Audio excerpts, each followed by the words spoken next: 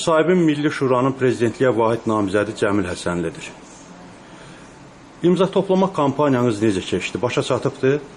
İmza toplama kampaniyası dünən axşam başa çatdı və çox qısa bir vaxtda bizim Milli Şuranın seçki qərargahı imza toplama kampaniyasının başa çatdığını bildirdi. 45 min imza çox məhdud bir vaxtda, böyük sürətlə, böyük mütəşəkkilliklə bütün respublika əhatə olunmaqla bu iş başa çatdırıldı və əslində mən deməliyəm ki, Milli Şurada təmsil olunan partiyaların, hərəkatların böyük bir göstəricisi idi və onların təşkilatçılıq işinin açıq aydın bir təzahürü idi. İndi həmin toplanmış imzaların nəzərdən keçirilməsi, yoxlanması mərhələsidir və çox diqqətlə yoxlanılır. Bu böyük bir təxminən 45 min imzanın içərisində ola bilər müəyyən texniki cəhətdən qüsurlu imzalar ola bilər. Onlar müəyyənləşdirilir. Hər vərəqdən 1-2 yaxud elə vərəqlər var ki, tamam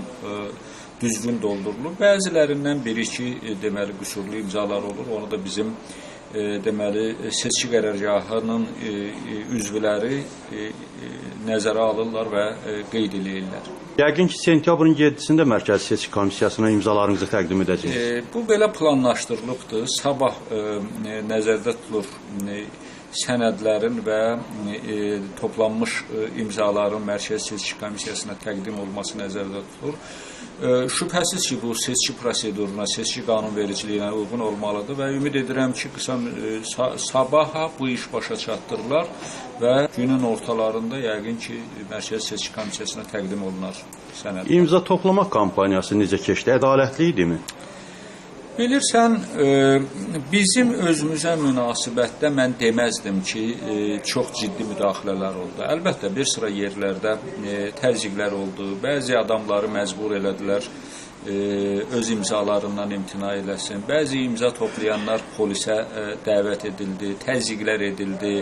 Hakimiyyətə yaxın olan şəxslər tərəfindən hədələndilər. Amma bu kütləvi xarakter almadı. Deyərdim ki, tək-tək yerlərdə belə hadisələr müşahidə edildi. Bütövlükdə imza toplama kampaniyası normal şəkildə başa çatdırıldı. Amma bu bizim özümüzə aiddir. Bütöv seçkidə iştirak edən namizədlərə münasibətdə mən hesab edirəm ki, əlbəttə ayrı-ayrı namizədlərə münasibətdə ədalətsizliklərə yol verildi. O cümlədən İlqar Məmmədov həbsdədir. Yəni, bu ədalətlidirmi? Seçki kampaniyası dövründə həbsdə olsun. Mənə belə gəlir ki, bu seçkidə iştirak edən namizədlərə münasibətdə qeyri-bərabərliyi ortaya qoyan bir faktdır və namizədlərdən birinin həbsdə olması şübhəsiz ki, onun imza toplama kampaniyasına da mənfi təsir göstərə bilər və ümumiyyətlə şəxs namizəd Mərkəzi Seçki Komissiyasında qeydə alınıbsa, imza toplama kampaniyasına buraxılıbsa, onun həbsdə saxlanması heç cürə ədalətli deyil və məsələn, bugün 21 namizəd var, onların bəziləri öz imza toplama kampaniyasını başa çatdırılıb, digərləri hələ davam etdirir.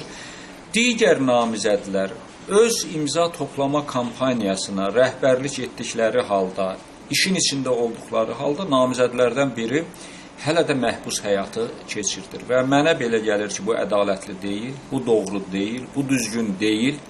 Birincisi, İlqar Məmmədov mənim bildiyim qədər hüquqi cəhətdən bir günahın sahibi deyil. Sadəcə olaraq öz fikirlərinə görə, yanaşmasına görə, düşüncəsinə görə, siyasi görüşlərinə görə həbsə alınmış bir şəxsdir. İlqar Məmmədovu həbsdə saxlamağın heç bir hüquqi əsası yoxdur. İkinci bir tərəfdən də bu artıq namizəddir. Və necə ola bilər ki, 20 namizəd azad şəkildə öz imza toplama kampaniyasında iştirak eləyir. Namizədlərdən biri bunu həbs yerindən müşahidə eləyir. Və həbs yerində öz imza toplama kampaniyası haqqında məlumatlar alır. Bu, İlqar Məmmədovun hüquqlarının kobud şəkildə pozulmasıdır.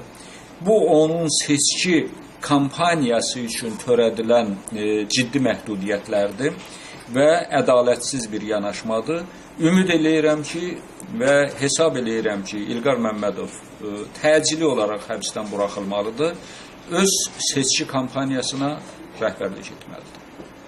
Seçki dövründə müşahidə etdiyiniz qanun pozuntuları varmı və hökumətə hansı çağırışlarınız var? Əvvəla seçki kampaniyası ilə başdan ayağa qanun pozuntularından ibarətdir. Seçkinin prezident seçkiləri kimi böyük bir siyasi kampaniyanın vaxtının 2 aya endirilməsi və təbliğat müddətinin 21 günə endirilməsi seçiciyə mən deyərdim ki, sayğısızlığın nəticəsidir. İkinci böyük qanun pozuntusu ondan ibarətdir.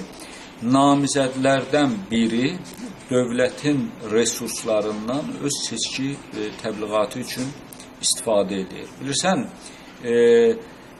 məsələn, Yeni Azərbaycan Partiyasının namizədinin keçirdiyi, rayonlarda keçirdiyi görüşlər, açdığı obyektlərdən verilən reportajlar, mətbuat səhifələrində təbliğat kampaniyası başlamadan onun xeyrinə səs verilməsi ilə bağlı edilən çağırışlar, bunlar hamısı seçki kampaniyasının, seçki məcəlləsinin pozulması deməkdir. Bilirsən, bir var ki, prezidentin fəaliyyəti barədə 30 saniyə televiziyada informasiya verilir. Bir də var ki, onun hansısa rayona səfəri barədə 30-35 dəqiqə reportaj verilir. Reportaj artıq bu təbliğatdır. Bunu etmək olmaz. Bu seçki qanunvericiliyinin kobud şəkildə pozulması deməkdir. Yaxud biz əmək haqlarının artırılmasının əleyhinə deyilik və biz hesab eləyirik ki, Azərbaycan vətəndaşının əmək haqqı, pensiyası 10% deyil, daha yüksək faiz göstəriciləri ilə artırılmalıdır. Çünki ölkəmizin maliyyə, iqtisadi ehtiyatları vətəndaşlarımızın daha layiqli həyat haqqını təmin etmək üçün yetərlidir.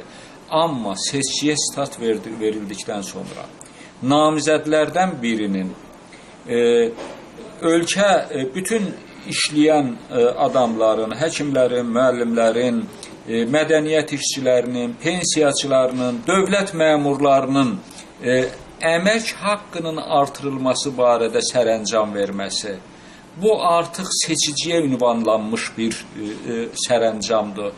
Və hətta mən deyərdim ki, burada seçicini pulla ələ almaq cəhdlərinin əlamətləri var. Çünki bütün hallarda bu 10% artım bilavasitə ona çatacaq əmək haqqı yaxud pensiyanın üzərinə gələn vəsaitdir. Və mən tövsiyə edərdim ki, Azərbaycan xalqı layiqli həyat haqqına malik bir xalqdır. Hakimiyyətdə olan dairələrin belə bir fikirləri olanda onu ya seçkidən xeyli əvvəl etsinlər, ya da seçki başa çatdıqdan sonra etsinlər. Çünki seçki ilində bunu etmək olmaz. Axı vətəndaş həmin vətəndaşdır da. Bunu ötən il artırmaq lazım idi bu artımları. Avqustun 2-sində seçkiyə start verildikdən sonra bunu etmək olmazdı.